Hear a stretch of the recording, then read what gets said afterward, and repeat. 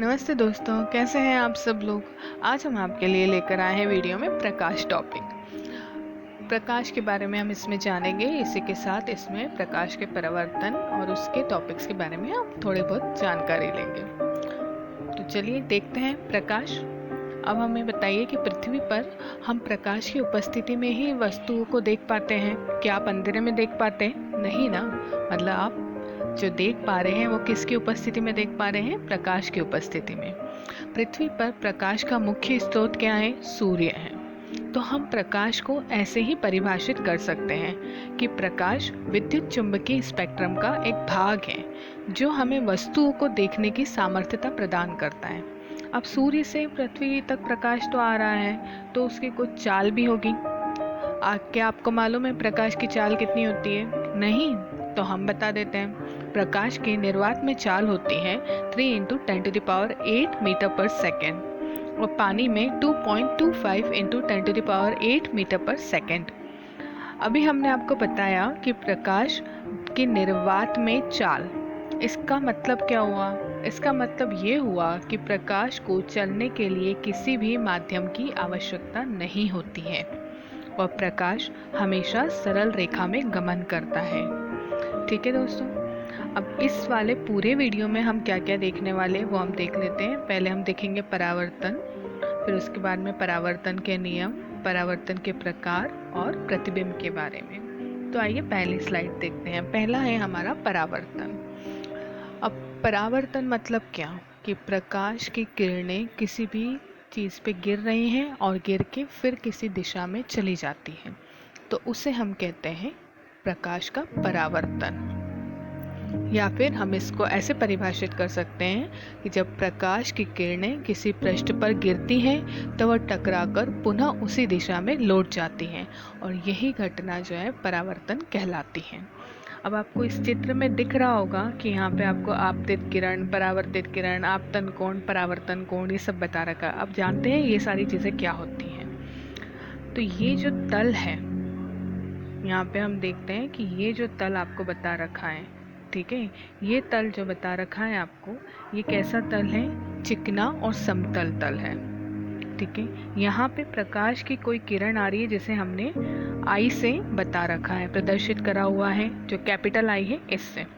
ठीक है, जब किरण किसी तल पे टकराती हैं तो टकराने से पहले हम उसके बोलते हैं आपतित किरण।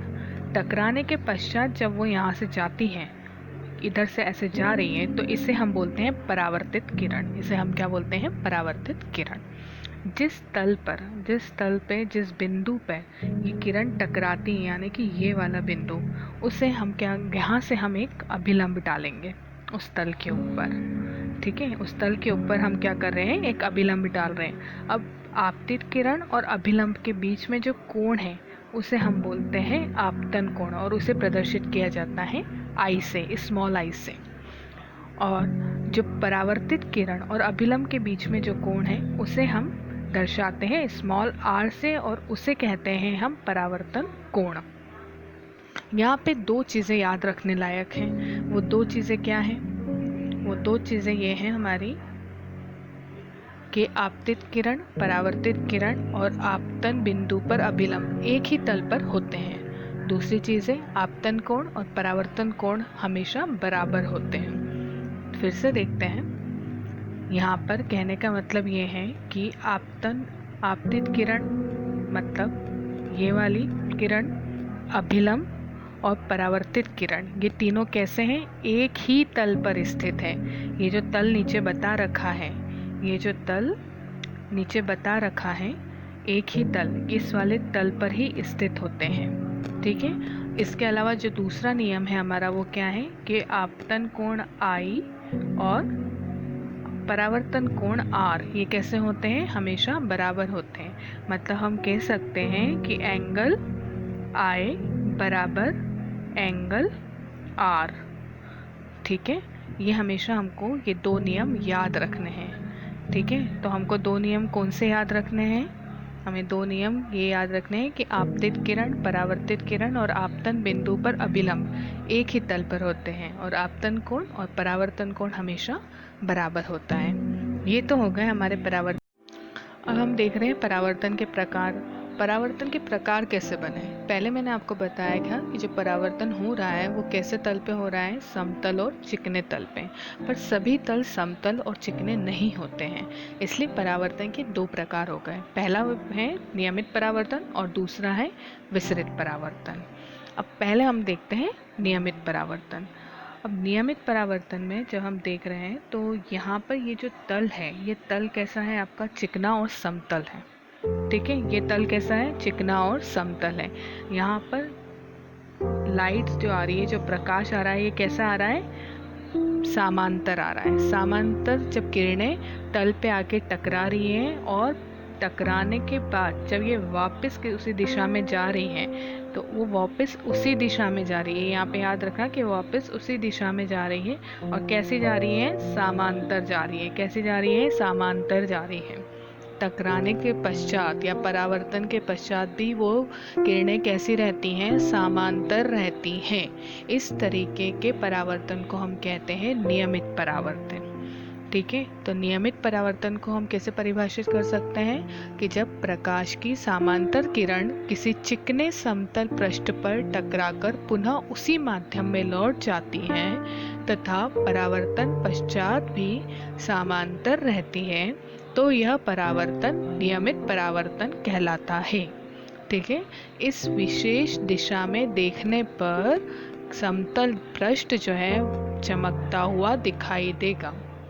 ठीक है, समतल पृष्ठ जो है वो कैसा दिखाई देगा, हमें चमकता हुआ दिखाई देगा।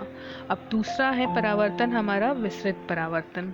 विसरित परावर्तन में क्या होता है, जो तल है वो हमारा कैसा रहता है, खुरदुरा रहता है।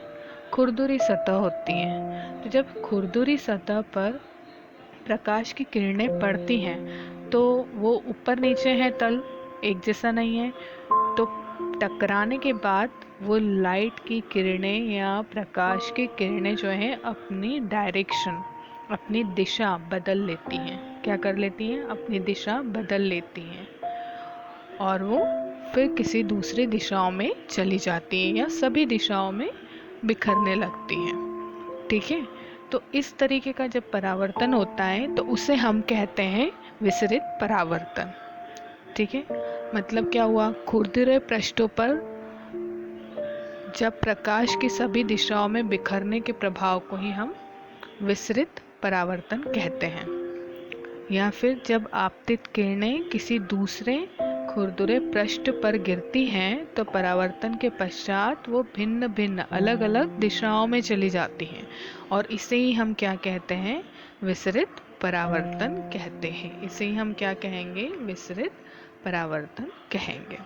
अब जो आमतौर पे हम अपनी डेली लाइफ में जो चीज़ें देखते हैं वो अधिकांश हम किसकी वजह से देख पाते हैं, विसरित परावर्तन की वजह से ही देख पाते हैं। ठीक है, आगे बढ़ते हैं। अब जो आगे है वो क्या है कि समतल दर्पण में प्रतिबिंब। अब समतल दर्पण में जो प्रतिबिंब बनते हैं वो कैसे होते हैं, दो प्रकार के होते हैं। एक होता है वास्तविक प्रतिबिंब और दूसरा होता है हमारा आभासी प्रतिबिंब। तो पहले ये देखते हैं कि प्रतिबिंब क्या होता है। प्रतिबिंब मतलब परावर्तन के बाद प्रकाश की किरण जिस बिंदु पर संस्कृत या फिर अपसृत होती हैं, संस्कृत या फिर अपसृत होती हैं, उसे हम क्या कहते हैं, उस वस्तु को हम क्या कहते हैं, प्रतिबिंब कहते हैं। इसका मतलब क्या हुआ कि जहाँ पर वो एक पॉइंट ऐसा जहाँ से या तो प्रकाश की किरणें मिल रही हैं या फिर फैल रही हैं, उस पॉइंट को हम क्या बोलेंगे, उस बिंदु को हम क्या बोलेंगे, प्रतिबिंब बोलेंगे।